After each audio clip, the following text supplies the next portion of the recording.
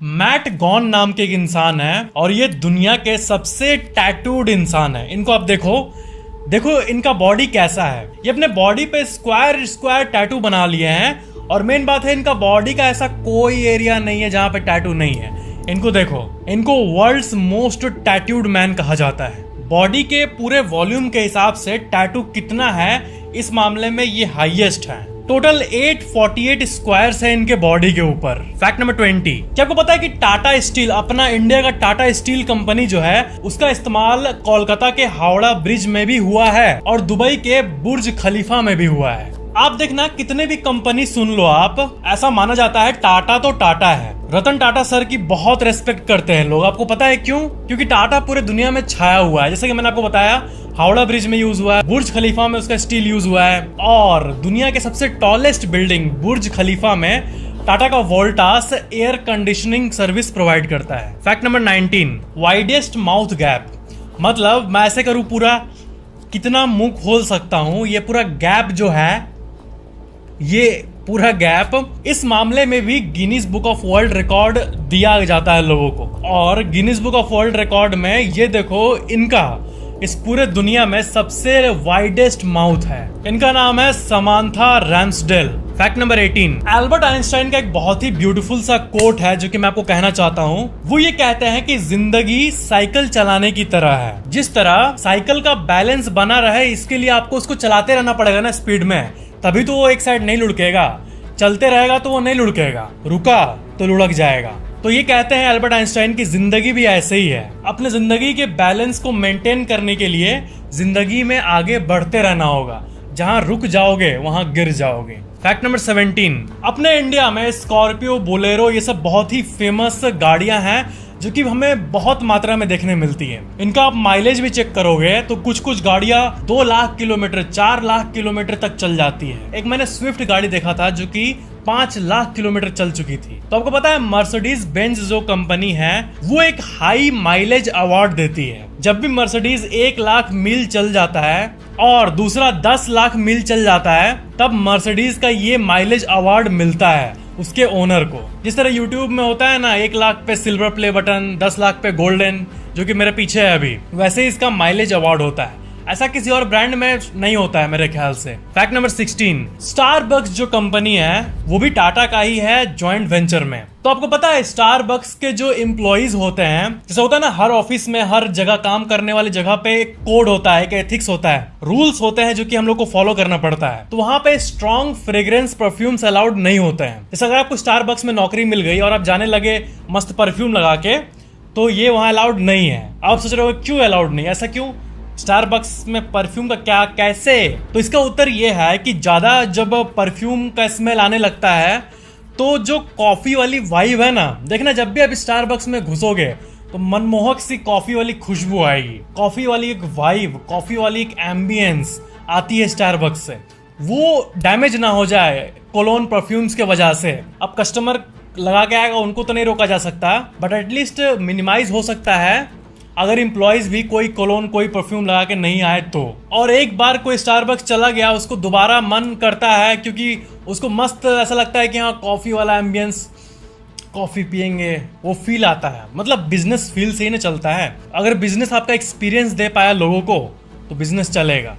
कुछ नई हलचल कर पाया दिल में तो नहीं चलेगा, सिंपल। फैक्ट नंबर 15, आपको पता है नेचर में कभी कभी ऐसी चीजें हमें दिखती है। आपने कभी चींटी को एक शुगर क्यूब ले जाते हुए देखा है? ऐसा होता है कि छोटे से शुगर क्यूब को, चीनी के दाने को चींटी ऐसे उठा के ले जाती है। उसके लिए तो बहुत भारी होता है, बट अगर आप नजारा देखोगे तो वो कुछ ऐसा दिखेगा, ऐसे वो शुगर को उठाकर ले जाती है। तो उसी तरह एक होता है बैगवर्म मॉथ कैटरपिलर, और ये ऐसे छोटे छोटे स्टिक्स को उठाकर अपने पीछे ले जाता है। पता नहीं इतना छोटा होते हुए वो कैसे बैलेंस करता है इसको, बट इन छोटे छोटे जीव में भी बहुत अलग अलग प्रकार के टैलेंट होते हैं। फैक्ट नंबर 14, आपको पता है एक साइकोलॉजिकल फैक्ट स्पेशली वुमेन और गर्ल्स के बारे में, कि ये पाया गया है कि ज्यादातर, मतलब ये चीज ज्यादातर गर्ल्स में होती है, बॉयज में कम होती है, कि जो सवाल का जवाब उन्हें पता है फिर भी उसको अगेन वो पूछेंगे। मतलब यहाँ डीप चीज ये है ना कि कोई चीज हम सुनते हैं किसी के मुंह से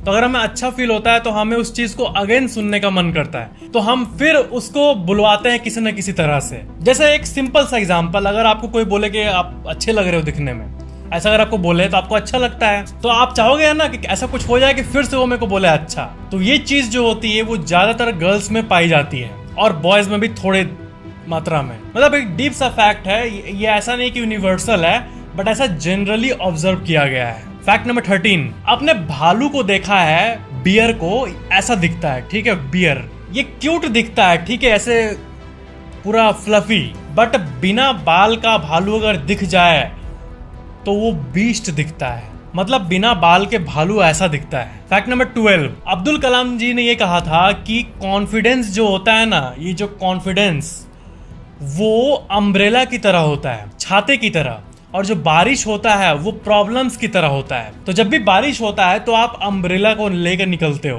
तो इससे बारिश तो बंद नहीं हो जाती, बट फिर भी आप पे कम पानी लगता है ना। तो लाइफ में जो प्रॉब्लम्स और चैलेंजेस होते हैं वो वही बारिश है, और जो आपका कॉन्फिडेंस है वो उसी अम्ब्रेला की तरह है, जो कि बारिश को बंद तो नहीं कर सकता, लेकिन एटलीस्ट कुछ पावर दे सकता है कि आप उसको फेस कर पाओ। एक अच्छा सा, मतलब अच्छा खासा कोट था ये। फैक्ट नंबर 11, एक बार एक अनकॉन्टैक्टेड ट्राइब का फोटो लिया गया था अमेज़न रेन फॉरेस्ट में, और वो फोटो कुछ ऐसा दिखता था, एक ड्रोन से लिया गया। मतलब मार्वल में जिस तरह जैसा होता है ना, ऐसे कुछ दिखाते हैं जंगल में कोई सिविलाइजेशन रह रहा है जो कि बाकी दुनिया से अनजान है, इनका अपना ही दुनिया है, जंगल में मार के खाते हैं, ना बिजली के बिना जीते हैं, कपड़े भी कम रहते हैं।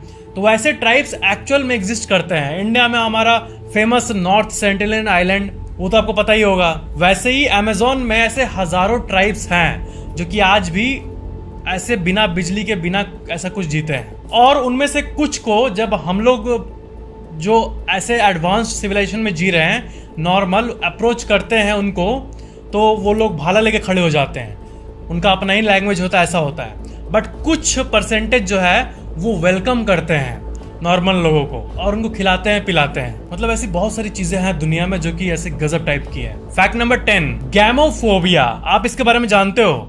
गैमोफोबिया मतलब fear of commitment in a relationship. मतलब कोई अगर मान लो कपल है, बट उसमें से एक कैजुअल रहना चाहता है और उसको शादी से डर लगता है। ऐसे कुछ लोग होते हैं, देखना, जिनको शादी करने का एकदम इच्छा नहीं होता, शादी से डर लगता है, शादी से दूर भागते हैं, तो उसको टेक्निकली गैमोफोबिया कहते हैं, मतलब कमिटमेंट की फोबिया।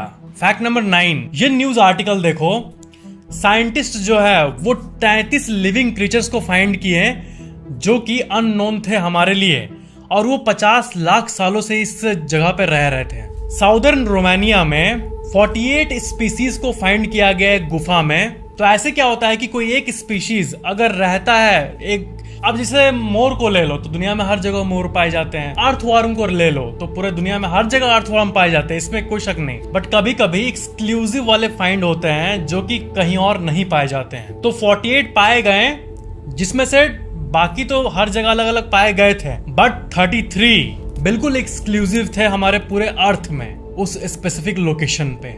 वो जो केव था उसका नाम है मोबाइल केव, और उस केव की खासियत एक ये है ना कि उसमें सिर्फ 10% ऑक्सीजन मौजूद है। मतलब जो वहां विजिट करने जाएंगे, घूमने जाएंगे, वो कुछ ही घंटे रह पाएंगे, नहीं तो उनका बॉडी का जो पार्ट है वो, मतलब बिना ऑक्सीजन का क्या होगा, वो तो फिर मरने लगेगा ना। बट ये स्पीसीज परमानेंटली वहीं रहते हैं, कितनी गजब बात है। फैक्ट नंबर 8, मैंने अगर कभी भी फ्यूचर में जिम का बिजनेस शुरू किया ना, तो ऑफ कोर्स मैं इसको इम्प्लीमेंट करूंगा। किसको? जो इकोनॉमी वाली जिम होती है ना, उसमें क्या होता है कि जो लोग ऐसे जो भी मूवमेंट करते हैं जिम में, वेट्स को उठाना, ये करना, उससे पावर लेके जिम को पावर करूंगा, और बाहर से इलेक्ट्रिसिटी नहीं लूंगा।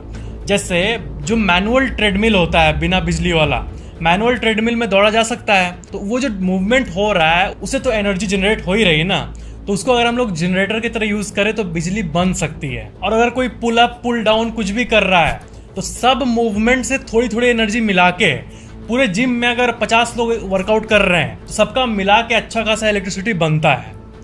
उनके मेहनत से इलेक्ट्रिसिटी बनता है हर एक मूवमेंट से। तो इसी चीज का इस्तेमाल करके जिम को पावर बहुत करते हैं अभी भी बहुत जगह पे, और वहां पे जिम के चार्जेस भी कंपैरेटिवली कम होते हैं, क्योंकि बाहर से बिजली आती है बट उतना यूज नहीं करना पड़ता है, क्योंकि इनके मेहनत से ही एडिक्वेट बिजली जनरेट हो जाती है, एंड उसको बैटरी में स्टोर किया जा सकता है। फैक्ट नंबर 7, ये एक डीप सी फैक्ट है, इसको ध्यान देना। आपने कॉफी के शॉप पे या फिर कहीं भी बैठ के ऐसे टाइप के स्टारबक्स टाइप के आपने ऐसे टेबल देखे होंगे, कुछ स्क्वायर होते हैं कुछ गोल होते हैं। तो आपको पता है स्क्वायर वाले तो 2-3 जन 4 जन एक साथ पियेंगे उसके लिए है, बट गोल वाले एक्चुअली में सिंगल लोगों के लिए होता है। ऐसा क्यों? क्योंकि अगर आप स्क्वायर टेबल पे बैठे हो तो आपको लगेगा ना कि 3 आदमी या फिर 1 आदमी तो होना चाहिए ना, अकेले मतलब सब कॉन्शियसली, मतलब इस सीन को देख के सब कॉन्शियस माइंड में लोनली वाली फीलिंग आती है। बट राउंड रहने से लगता है कि हाँ मैं बैठा हूँ, एक टेबल है, इसमें किसी और का ऐसे मतलब जगह फील नहीं होता है। सब कॉन्शियसली बोले तो फील नहीं होता है, कॉन्शियसली तो पता है कि कोई नहीं है बट दिमाग में वो हिट नहीं होने देता है। इसलिए सोलो कॉफी या फिर सोलो जो खाते हैं उनके लिए राउंड टेबल होता है, एक डीप सी साइकोलॉजी है ये। फैक्ट नंबर 6, एक बाल्टी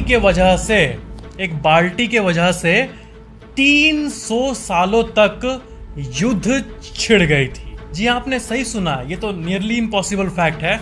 बट ये देखो इस फैक्ट का Wikipedia profile, war of the bucket, ये 1325 में लड़ा गया था बोल्गना और मोडेना स्टेट के बीच में, नॉर्दर्न इटली में, और ये शुरुआत हुई थी सिर्फ एक बाल्टी के चलते। एक मिथिकल बात फैली हुई है कि जो मोडेना का साइड था वो बोलोगना का एक बाल्टी चुरा लिया था और इसलिए ये युद्ध छिड़ गई। बट अगर इसका विकिपीडिया पेज को हम लोग डिटेल में पढ़ेंगे तो ये बताया जाता है कि ये कॉमन मिथ है, ये इनकरेक्ट है, क्योंकि ये तो एक ट्रॉफी की तरह लिया गया था। असल वॉर हुई थी एक कैसल को लेके, एक कैसल को कब्जा कर लिया था मोडेना वालों ने, और वो जो ट्रॉफी है जो जीतने के बाद, जैसे कि इस पेज में लिखा हुआ है, जीतने के बाद जो एज अ ट्रॉफी मिला वो था ये बकेट।